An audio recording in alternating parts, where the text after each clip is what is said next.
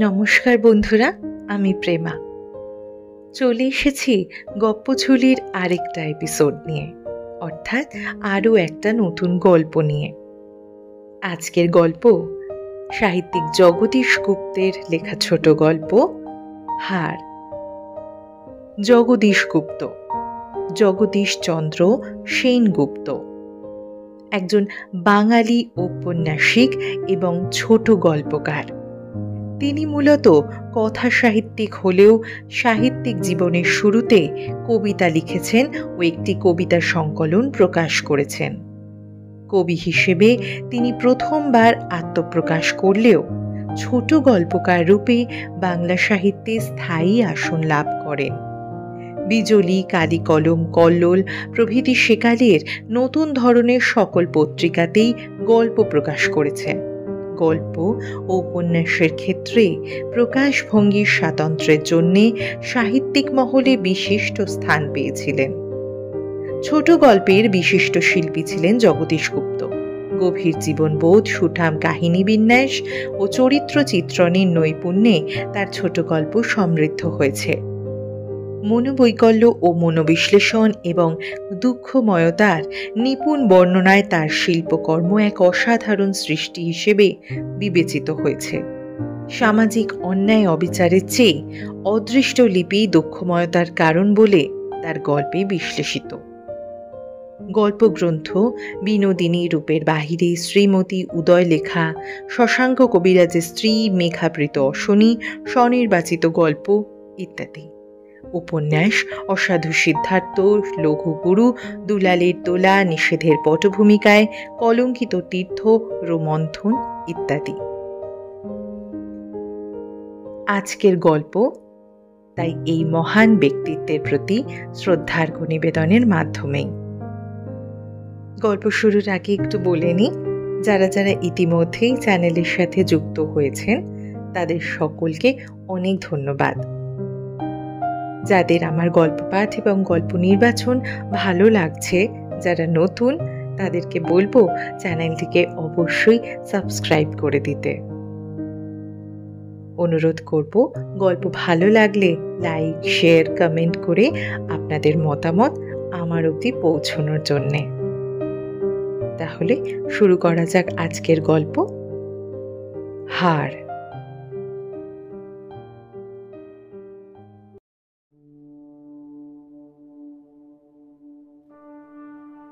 এটাও হত্যা, আহার যে বিষ মিশাইয়া নয়, গলায় ছুরি দিয়া নয়। আইনে তার সাজা নাই, তবু এটা হত্যাই। স্বাভাবিক মৃত্যু, তবু এ মরায় আর স্বাভাবিক মরায় যে কত প্রভেদ, তাহা যে মরে সেই কেবল জানে। লোকে চোখে দেখে কেবল বাহ্যিক দেহটা, প্রাণহীন, কিন্তু নেপথ্যে তার কি ঘটিয়া আছে তাহার খোঁজ কেউ রাখে না। লোকে মন বুঝানো ভারী ভারী কথা কয়। রক্ষাও মরিল, কেন মরিল তাহার খোঁজ খবর কেহ রাখিল না। তবে তাহার এই মৃত্যুটা কারো কারো মনের কোমলতায় একটা ঘা দিয়া গেল। রাগ করিল সবাই, কারো মুখ ফুটিল, কারো ফুটিল না। যাদের ফুটিল তাদের মধ্যে রশি একজন। রক্ষা রশিকে মাসি বলিত। রশি রক্ষা দাসীকে রক্ষা কবচ দিতে পারে নাই, কিন্তু দুঃখে কাঁদিত। রক্ষার স্বামী সনাতন ভালো লোক নয়। সনাতন একদা কাপড়ের দোকানে কিনিতে যাইয়া বাছাই করিতে করিতে 9 গাজি একখানা ধুতি চুরি করিয়া মার যা খাইয়াছিল তাহা ঢের। পরপর 3 মাস জেলও খাটিয়াছিল। সনাতন বেপরোয়া, তোয়াক্কা কারুর রাখে না। দুনিয়ার লোকের মুখের সামনে বুড়ো আঙুল নাড়িয়ে বেড়ায়। তার কটু কর্কশ কথায় দম্ভে দাপটে লোকে অস্থির। কথায় কথায় সে লাঠি লইয়া তাড়িয়া আসে। লাঠি পড়িবার আগেই লোকে পালাইতে পারে, কিন্তু তার গলার আওয়াজ আর গালের ভাষা এমন উচ্চ এবং কু যে কানে আঙুল দিলে কেবল তার প্রতিধ্বনিটা নিবারিত হয়। প্রতিবেশীর ছাগল খাসি তার চারাগাছে মুখ দিতে না দিতে একবার ব্যয় করিয়াই আর নড়ে নাই, এসব দৃষ্টান্ত বহু আছে। এই সনাতন রক্ষার স্বামী, কিন্তু 6 বছরের একটি ছেলে রাখিয়া রক্ষা মরিয়া গেল। শুধু আয়ু শেষ হইয়া যায় বলিয়াই মানুষ মরে এমন নয়। আয়ু থাকিতেও বাঁচিয়া থাকিবার ইচ্ছাটার যদি মৃত্যু ঘটে, তাহা হইলেও মানুষ মরে। রক্ষার ঘটিয়াছিল তাই। সনাতনের অত্যাচারে তার বাঁচিবার স্বাদ ফুরাইয়া গিয়াছিল। দেহখানা তারপরে দিন দিন শুষ্ক হইতে শুষ্কতর হইয়া একদিন বাহিরের বায়ু ভিতরে প্রবেশ করিতে একেবারেই চাহিল না। তখন কাছে ছিল রশি। রক্ষা বলিয়া গেল, মাসি মাসি, দেখো আমার মথুরকে, যেন বাপের মতো না হয়। রশি ভাবিয়াছিল মথুরকে কাছে লইয়া মানুষ করিবে, কিন্তু তাহাতে ছেলের বাপের অনুমতি নাই। তাই সনাতনের ভ্রুকুটি কুটিল মুখের দিকে চাহিয়া অনেক স্বস্তিবচন আত্মীয়তা ভূমিকার পর রশি একদিন কথাটা পারিতেই সনাতন দস্তুর মতো লাঠি লইয়া মারিতে উঠিল না বটে, কিন্তু তাই করাই ছিল ভালো।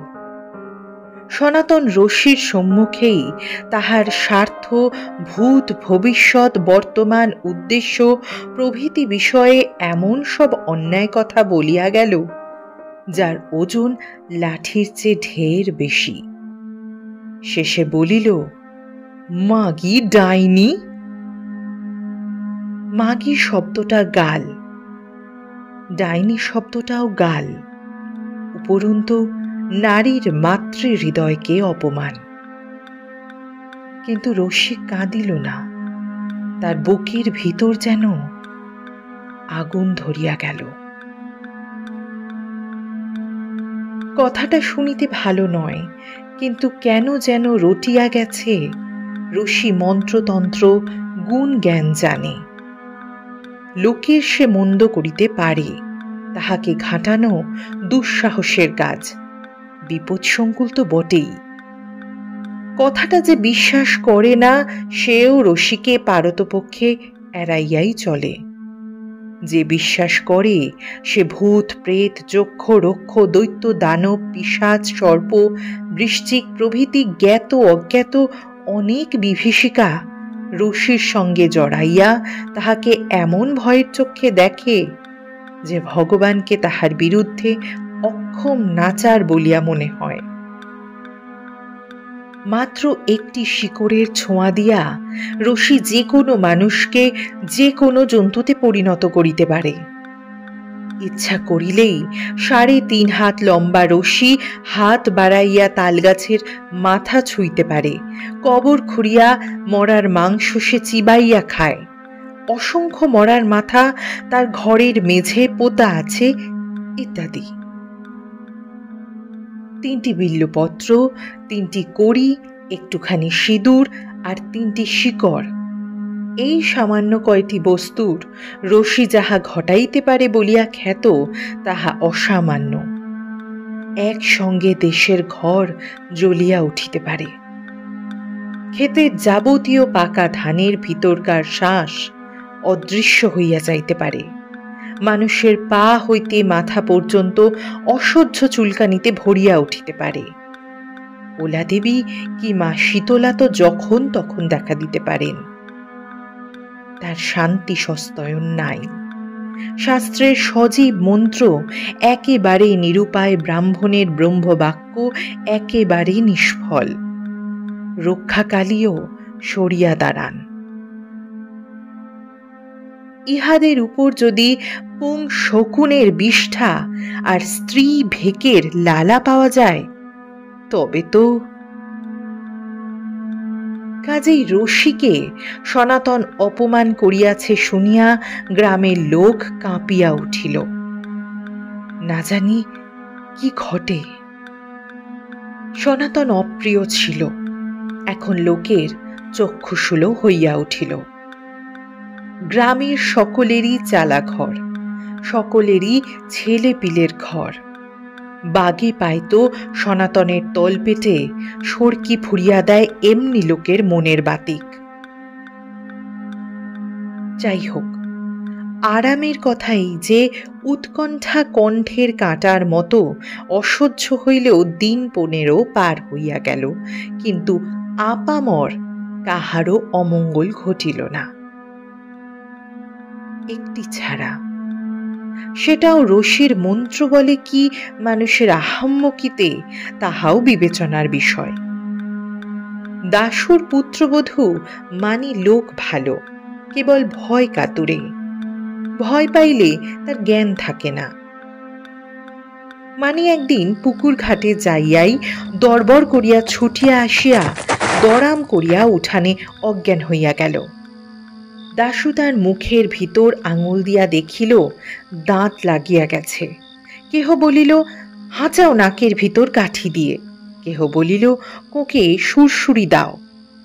কিন্তু দাশুর স্ত্রী আনিয়া দিল দাশুর হাতে জাঁতি, এবং জাঁতি দিয়া চার দিতেই দাঁত ছাড়িয়া গেল বটে, কিন্তু একটা দাঁতের এক টুকরো ভাঙিয়া পড়িল।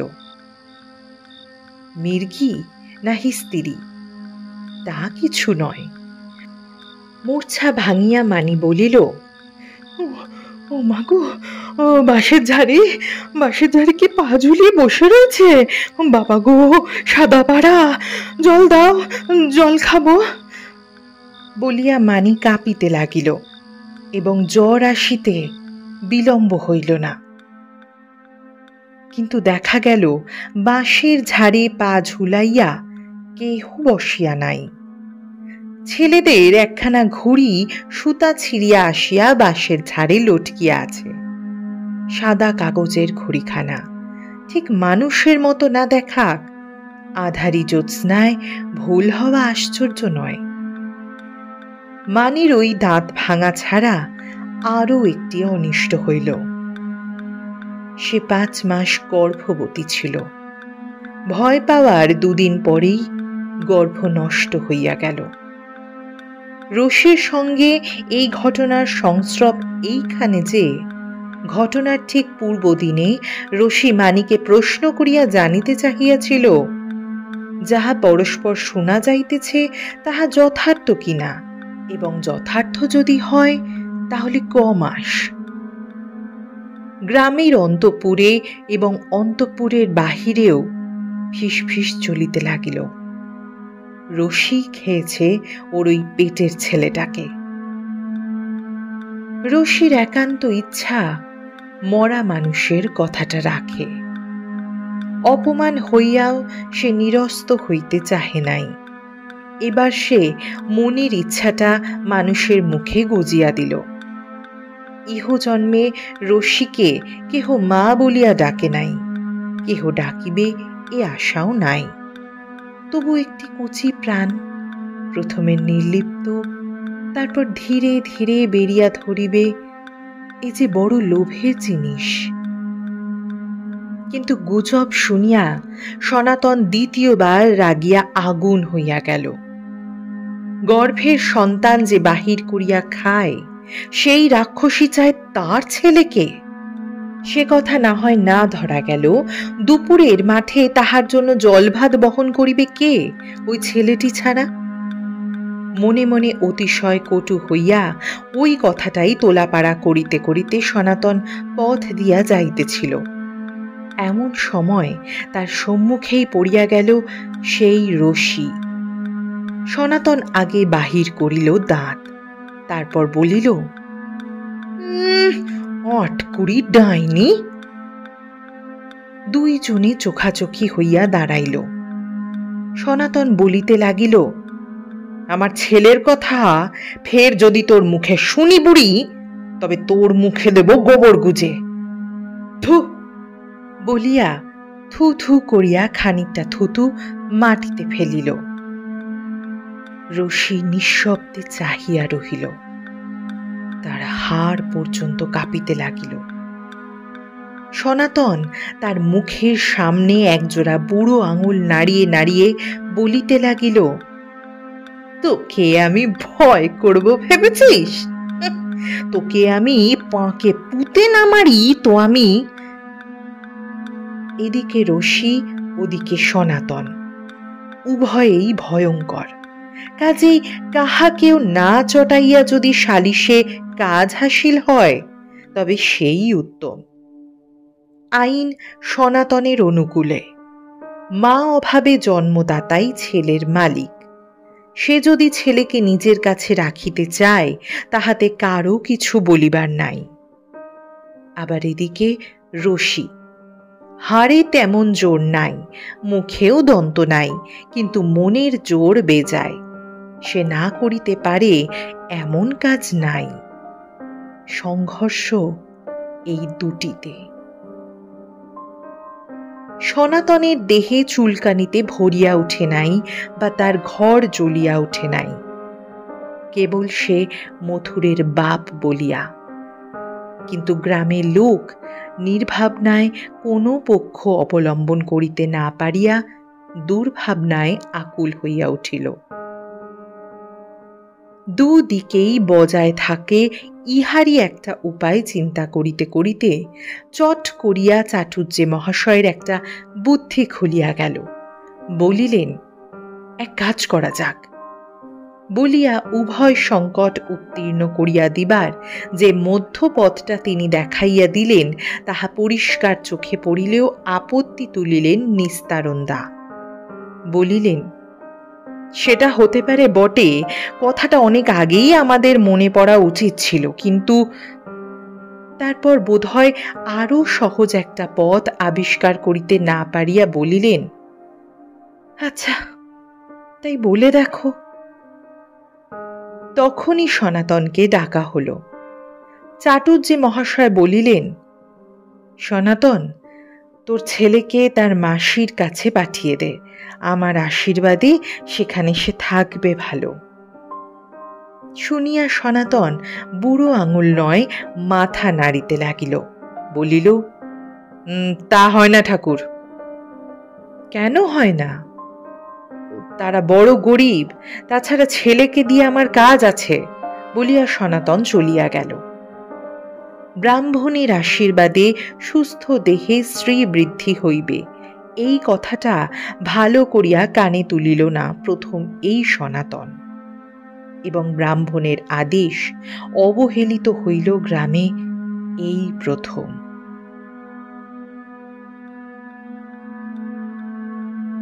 রশির সঙ্গে দেখা হইলেই সনাতন মিছি মিছি থুথু করিয়া থুথু ফেলে। বলে, আটকুড়ি ডাইনি, তুই মরবি কবে? রশি চুপ করিয়া থাকে। এমনি করিয়া সনাতনের পক্ষ হইতে প্রাণপণ আক্রোশ প্রকাশ, এবং রশির পক্ষ হইতে প্রাণপণ ধৈর্য রক্ষা চলিতে চলিতে একদিন রশির ধৈর্যচ্যুতি ঘটিল। বেলা পড়িয়া আসিতেছে। হাতে কোঁচ, রশি, বৈঠা লইয়া সনাতন মাছ মারিতে চলিয়াছে। সঙ্গে নৌকা, ঠেলিবার লগি লইয়া ভুবন।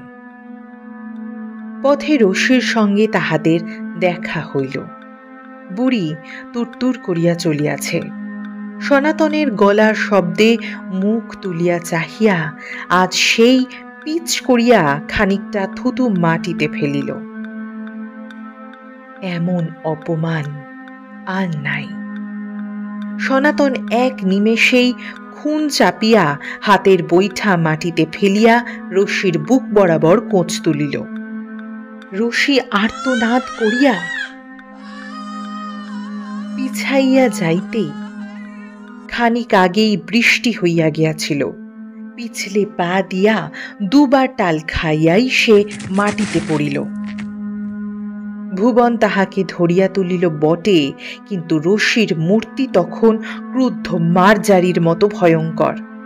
রাগে তার গা ফুলিয়া রোঁয়া খাড়া হইয়া উঠিয়াছে। দৃষ্টি স্থির, চক্ষু জলপূর্ণ। চোখের উপরকার লোল চর্মটা পর্যন্ত যেন কাঁপিতেছে।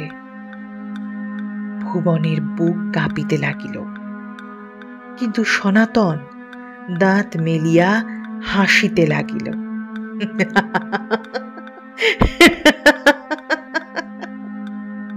দেখিতে দেখিতে লোক জমিয়া গেল। রশি কাঁপিয়া কাঁপিয়া সবারই সম্মুখে অভিসম্পাত দিল। অল্পে আমায় মারতে উঠেছিলি? ভগবান তা দেখেছেন, তুই মাছ ধরতে চলেছিস না? ওই মাছি যেন আজই তোকে মারে। বলিয়া রশি চলিতে আরম্ভ করিল। দু একজন বসিয়া পড়িল। কোঁচ রশি বৈঠা কুড়াইয়া লইয়া সনাতন আবার রওনা হইল, কিন্তু ভুবন পিছাইয়া দাঁড়াইল। বলিল, সনাতনদা, তুমি আজ একাই যাও ভাই, আজ যাত্রা ভালো নয়। সনাতন ফিরিয়া দাঁড়াইল, বলিল, হ্যাপা না পাগল? সে পেছে আমাকে, মরি তো আমি মরব, আয়। কিন্তু যাহারা দাঁড়াইয়া পড়িয়াছিল তাহাদের মধ্যে কেহ কেহ ইত্যবসরে চোখ টিপিয়া ভুবনকে নিষেধ করিয়া দিয়াছে। ভুবন নড়িল না, বলিল, না, আমি যাব না দাদা, ক্ষমা করো, পারো তো আর কাউকে সঙ্গে নেও। দরকার নেই, আমি একাই 100। ওই মাগির কথায় যদি মানুষ মরত তবে তো বাঁচতাম, তোদের মুখ আর দেখতে হতো না। বলিয়া সনাতন একাই গেল। বর্ষার জল নদী ছাপাইয়া ধানের ক্ষেতে প্রবেশ করিয়াছে। ক্ষেতে আধ হাত জল। বড় বড় রুই কাতলা, বোয়াল আর প্রভৃতি মাছ সেই অল্প জলে চড়িয়া বেড়ায়। সনাতনের শিকার তারাই। কোনো মাছের পিঠটা জলের উপর জাগিয়া থাকে, কাহারও গতিটা শুধু লক্ষ্য হয়। অতি সন্তর্পণে ডিঙি বাহিয়া তাহাদের সন্ধানে ফিরিতে হয়, এবং চোখে পড়িলেই অব্যর্থ সন্ধানে কোঁচ নিক্ষেপ করিতে পারিলেই কাজ প্রায় শেষ হইয়া যায়। বাকি যা থাকে তা অতি সামান্য। ছোট নদী। সনাতন ডিঙি ভাসাইয়া দিয়া ওপারের ধানের ক্ষেতে প্রবেশ করিল। একখানা যাত্রীর নৌকা গুণ টানিয়া উজান দিকে বাহিয়া গেল। সূর্যাস্তের বিলম্ব নাই। সময়টি অতি সুন্দর। মেঘের গায়ে বর্ণ বৈচিত্র্যের সমারোহ। জলে স্থলে সোনার আভা, গাছের মাথায় আলোর মুকুট। কলসি ঘাড়ে এক ব্যক্তি ঘাটে জল লইতে আসিয়া হাঁকিয়া বলিল, সনাতন, হলো কিছু? কিন্তু সনাতনের মন প্রাণ জলের উপর একটি রেখার সন্ধানে নিমগ্ন হইয়া গেছে। কৌতূহলের প্রত্যুত্তর দেবার সময় তার নেই। সনাতনের ডান হাতে উদ্যত কোঁচ, বাঁ হাতে লগি। নিঃশব্দে ধীরে ধীরে সে ডিঙি ঠেলিয়া চলিয়াছে। চারিদিকেই তীক্ষ্ণ দৃষ্টি। চলিতে চলিতে অকস্মাৎ চোখে পড়িয়া গেল সেই রেখাটি। জলের উপর একটি চেরা দাগ, একেবারে সম্মুখে। সঙ্গে সঙ্গে সনাতনের ডান হাতখানি আরেকটু ঊর্ধ্বে উঠিয়া গেল। কোঁচ নিক্ষিপ্ত হইল। লক্ষ্য অব্যর্থ। শিকার বিদ্ধ হইয়াছে। জলের উপর রক্ত। কিন্তু পরক্ষণে শক্তিশালী জীবের দেহ মোচড় খাইয়া উল্টাইয়া যাইতেই সেই টানে সনাতনও জলে পড়িল। জল তোলপাড় করিয়া জায়গাটা একেবারে কাদায় রক্তে পিঙ্গল গাঢ় হইয়া উঠিল। এমন আর কোনো দিন হয় নাই। সনাতন হঠাৎ ভয় পাইয়া গেল। নিঃশব্দ আকাশে যেন একটি ক্রুদ্ধ কণ্ঠ বাজিয়া উঠিল, তুই মর। কোঁচ মাটির ভিতর চাপিতে চাপিতে সে একবার চারিদিকে চাহিয়া দেখিল দৃষ্টির পরিধির মধ্যে মানুষ কোথাও নাই। বৃত্তাকার অন্ধকার যেন কেন্দ্রের পানে গুটাইয়া জড়ো হইয়া আসিতেছে। হঠাৎ হঠাৎ সেই জীবটা জলে একবার লেজ আছড়াইল। মাছই বটে, কিন্তু এখন ইহাকে তুলিবার উপায়? মাটির সঙ্গে চাপিয়া পড়িয়া আছে, টানিলে তিলার্ধ নড়ে না। শিকারে ধৈর্যের দরকার, সনাতনের তাহা জানা আছে। মাছ ভাসিয়া উঠিতে বাধ্য, এবং ঘটিলও তাই। গাছের মতো প্রকাণ্ড এক চিতল মাছ, পিঠ কালো, কিন্তু দেহখানা যেন রজত নির্মিত। সনাতনের অন্তর আনন্দে নাচিয়া উঠিল। মাছের ক্ষৈতবল অসার দেহ জলের উপর ভাসিতে লাগিল। সনাতন কোঁচ ধরিয়া তাহাকে টানিতে টানিতে নৌকার কোলে আনিয়া নিজে নৌকায় উঠিয়া পড়িল। কিন্তু মাছটাকে ও নৌকার উপর টানিয়া তুলিবার চেষ্টা করিতেই মাছের দেহটা ধনুকের মতো বেঁকিয়া পড়ায় তাহাকে তোলা গেল না, ঠেলিয়া তুলিতে হইবে। সনাতন কোঁচ নামাইয়া আবার জলে নামিল, কিন্তু না নামিলেই ভালো হইত।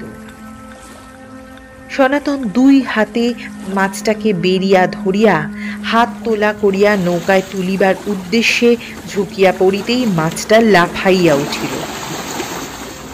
মৃতপ্রায় মাছের দেহে অত শক্তি কোথা হইতে আসিল কে জানে। মাছের সমস্ত দেহের গতিবেগ আর ওজনটা মুদগরের মতো উঠিয়া সনাতনের বুকে লাগিল। কণ্ঠের ভিতর কেমন একটা কঠিন শব্দ হইল। পৃথিবীতে বায়ু নাই, সম্মুখে আলো নাই।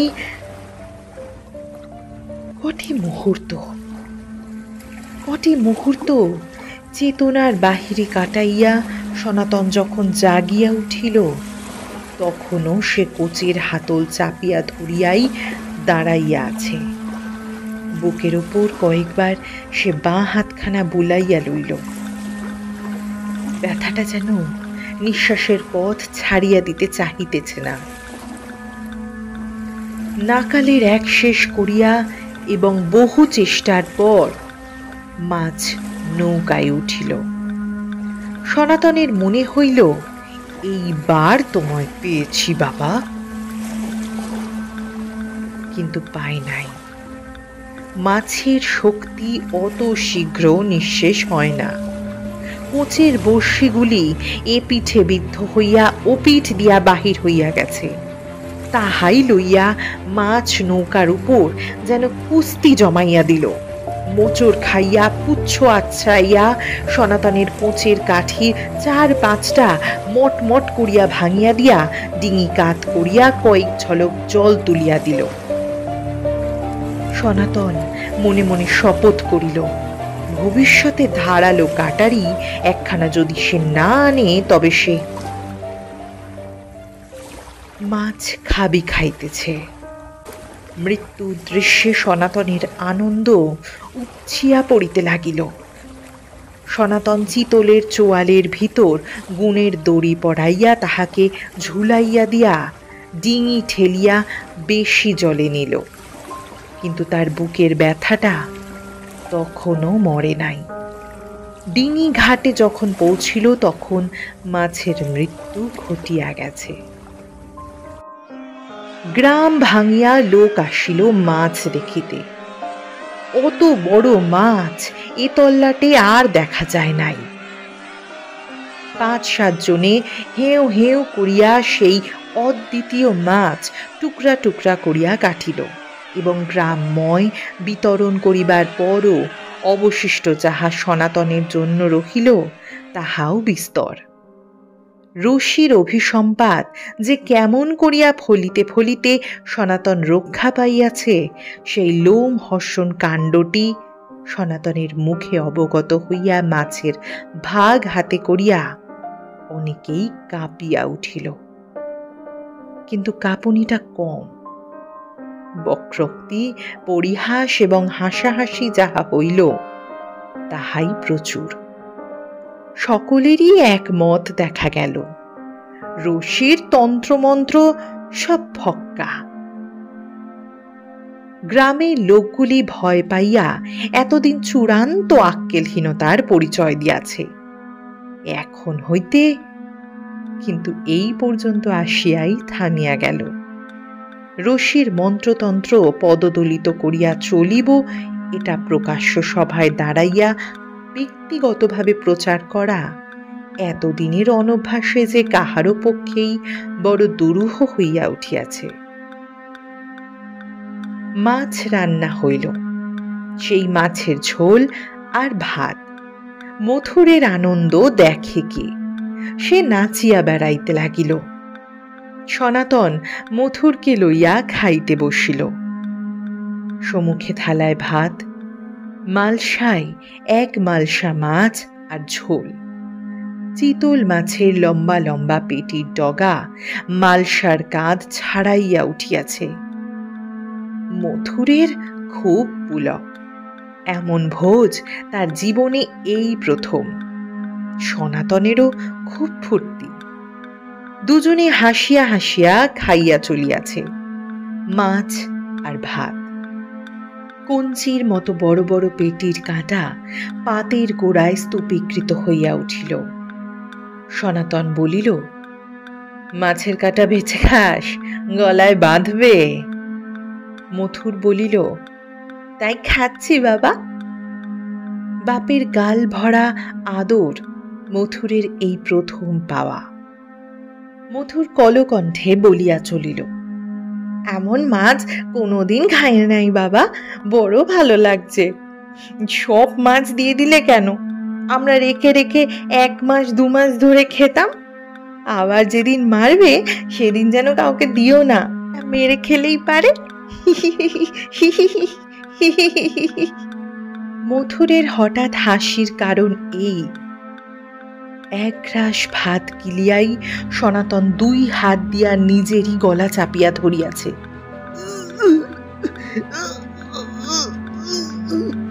চোখ ঠিকরাইয়া উঠিয়াছে, যেন কেউ ভিতর হইতে ঠেলিয়া দিতেছে।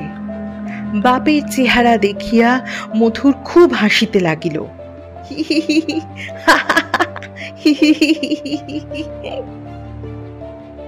সনাতন আসন ছাড়িয়া লাফাইয়া উঠিল। কণ্ঠের ভিতর বারংবার আঙুল দিয়া এমন সব উৎকট শব্দ করিতে লাগিল যাহার মতো তামাশা আর নাই।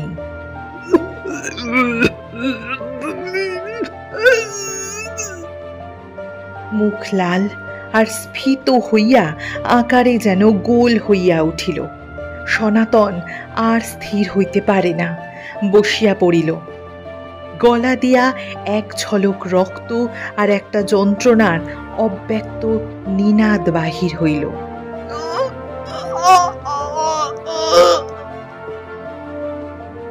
তারপর শুইয়া পড়িয়া সনাতন 2 হাত আছড়াইয়া মাটিতে পিটিতে লাগিল, গড়াইতে শুরু করিল। দেহ তার বেকিয়া চুরিয়া ভাঙিয়া দুমড়াইয়া গলা দিয়া খালি গো গো শব্দ বাহির হইতে লাগিল।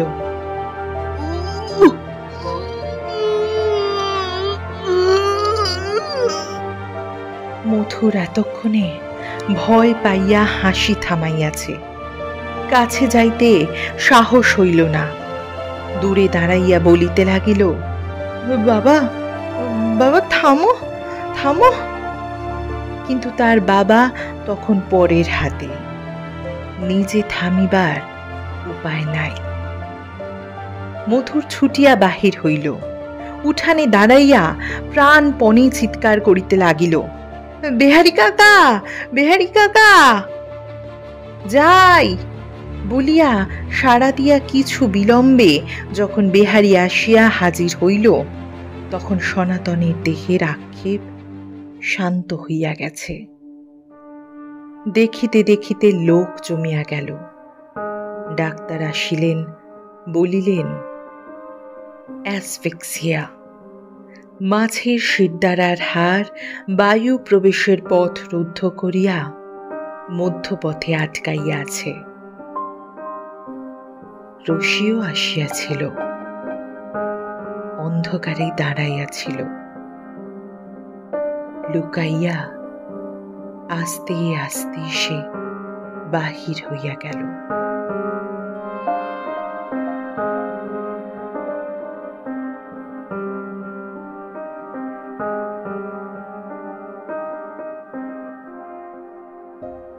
এতক্ষণ শুনছিলেন সাহিত্যিক জগদীশ গুপ্তের লেখা ছোট গল্প হাড়।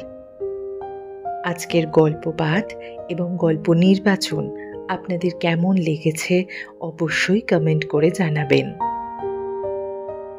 আমার গল্প পাঠ যদি আপনাদের ভালো লেগে থাকে, এই চ্যানেলটি যদি আপনাদের ভালো লেগে থাকে, তাহলে অবশ্যই লাইক, শেয়ার, কমেন্ট এবং সাবস্ক্রাইব করে আমাকে আরো উৎসাহ দেবেন। আজকের মতো এইটুকুই।